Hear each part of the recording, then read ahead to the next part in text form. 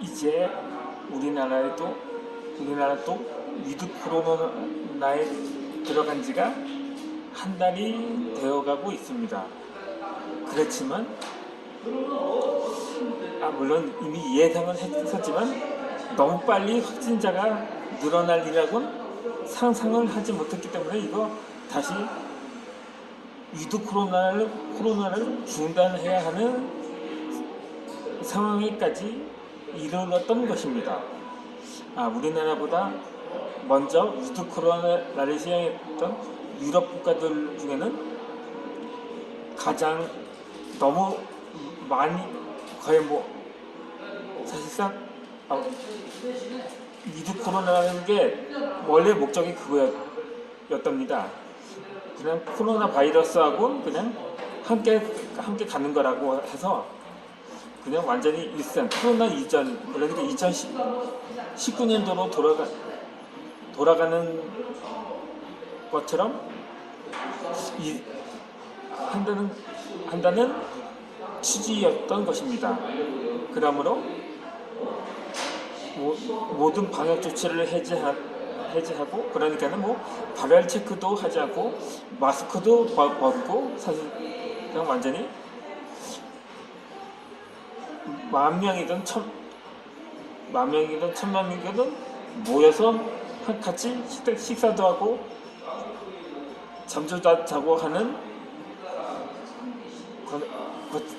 점수면서 이제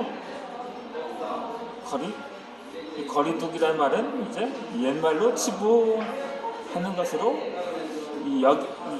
여기는 것처럼 한다고 했는데, 그런데 이거 완전히 도루 아미타불로 돼버린 상황이었던 것입니다. 그래서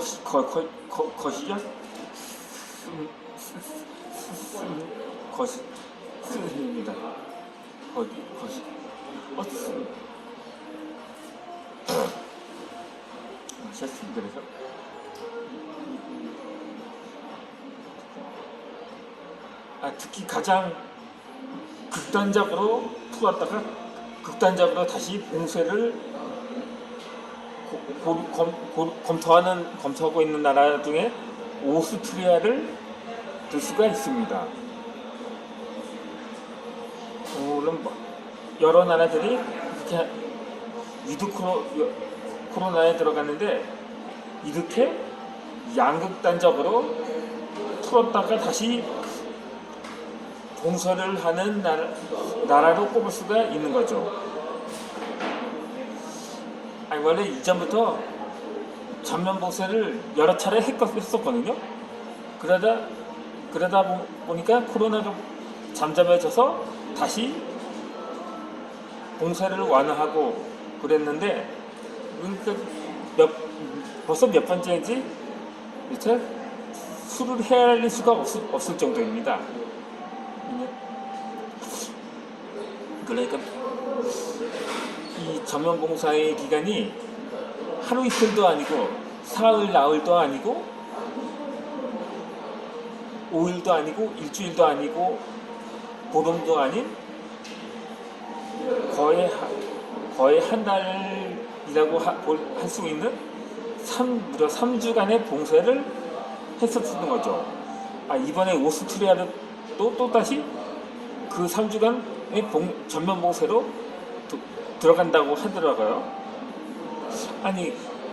오스트리아도 상반기 중에 위드 코로나 먼저 시작한 영국인데 그 후로 몇몇 나라는 위드 코로나에 들어갔거든요. 이 오스트리아도 한 두어 달 정도는 되었거든요. 그런데 확진자가 걷잡을 수 없을 만큼 늘어나니까 결국 다시 전면 봉쇄가 불가피할 수밖에 없었던 거죠. 아니 그래도 그렇지. 그래도 마스 아무리 위드 코로나라고 해도 아직 코로나 바이러스가 완전히 자연 소멸되지 된 것도 아닌데 마스크 정도는 쓰게 한다든가 어느 정도 방역 수칙은 이어갔어야 하는 건데 뭐 완전히 전면 해제가 전면 봉쇄를 하는 게 무슨 똥개 훈련시키는 것도 아니고 그러니 오스트리아 국민들이 뚜껑이 안 열리겠습니까? 물론 이전에서 전면 봉쇄가 지긋지긋하다며 반발을 했었는데 그래도 좀 어느 정도 일상으로 되돌아간 듯 했지만 도무지 그럴 여건이 되지 않은 상황이 되어버린 거죠. 그러니까 이 전면 봉쇄라는 게 아니면 뭐 부부 봉쇄를라도 한다든지 해서 그냥 국경 간의 이동만 금지시킨다든가 어떤 영업 막 뭐 음주 가무 하는 데는 뭐 이런 그 유흥업소라는데 약간 영업을 제한한다는 식으로 어느 정도 뭐 통제는 했어야 할 것입니다. 그렇지 않고 특히 유럽은 그러니까 완전히 자유롭다 보니까 그것이 좀처럼 제어가 되지 않는다는 거죠. 그런데 이것은 이 우리나라도 마찬가지거든요. 우리나라 이제 한 달도 채 안 됐거든요. 그러니까 이거 안 그러면 수도권만이라도 다시 거리두기를 격상해야 된다는 말이 나오는데 아니 왜 수도권만입니까? 뭐 다른 지역은 뭐 그냥 다 풀어놔도 뭐 그럼 뭐 원정은 하지 않는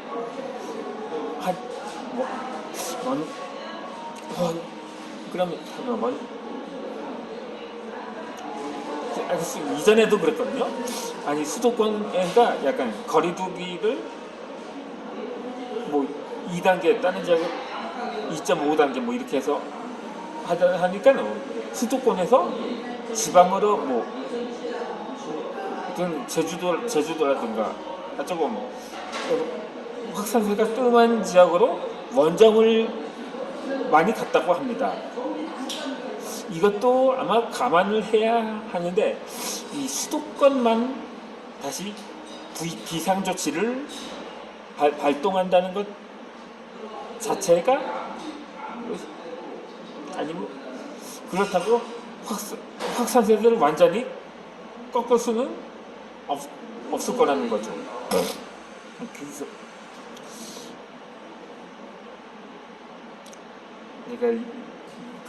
그러므로 그렇다면 또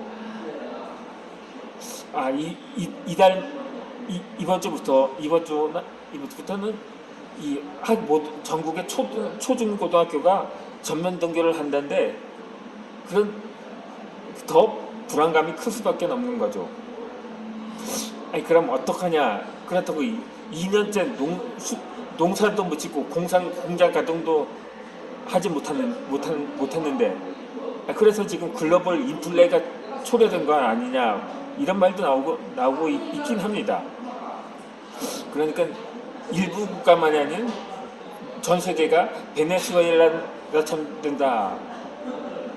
뭐 어떤 이들은 짐바브웨가 더 심각하다고 말하기도 합니다만 그 두 나라 중에 하나처럼 되지 않을 거라는 보장은 없긴 한데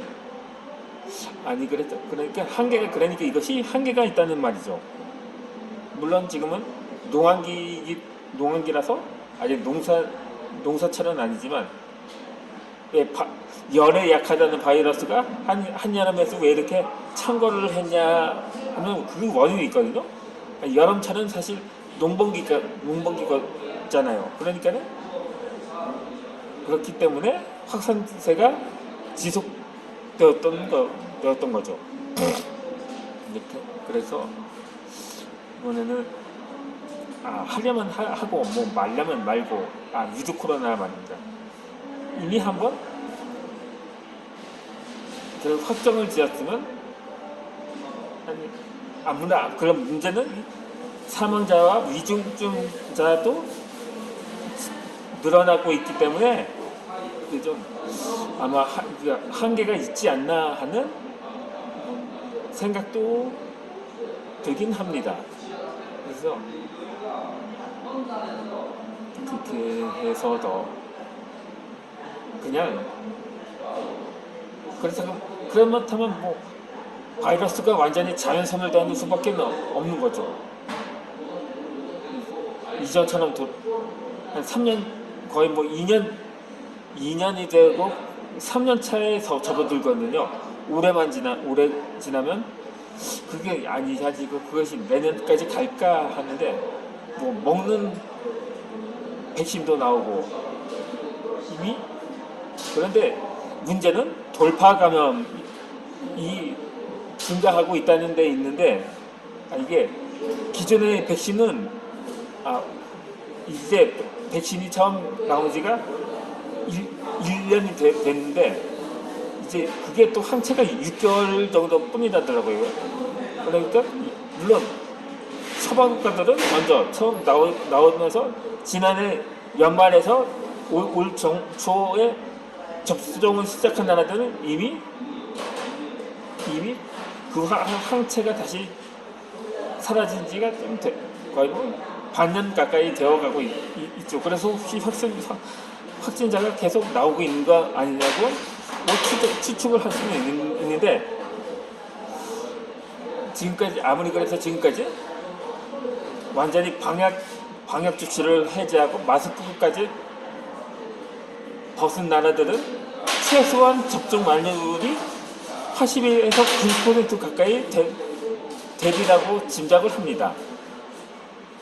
그렇지 않으면 감히 그러한 무모한 도전을 할 수가 없는 거죠. 물론 아예 백신 접종 한창 백신이 처음 나오기도 전에 이미 위드 코로나를 시행했던 스웨덴도 지금 거의 대패를 하고 말았던 거죠.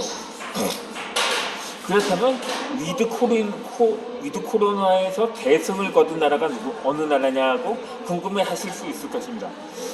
아마도 일본과 이란을 꼽을 수가 있겠죠. 한때 일본은 올림픽 영향으로 인해서 거의 뭐 3만 명 가까이 하루에 막 나오기도 했는데 이제는 뭐 100명 안팎으로 정도라고 하니 사실상 거의 뭐 종식을 선언해도 과언이 아니라고 생각이 되는 거죠.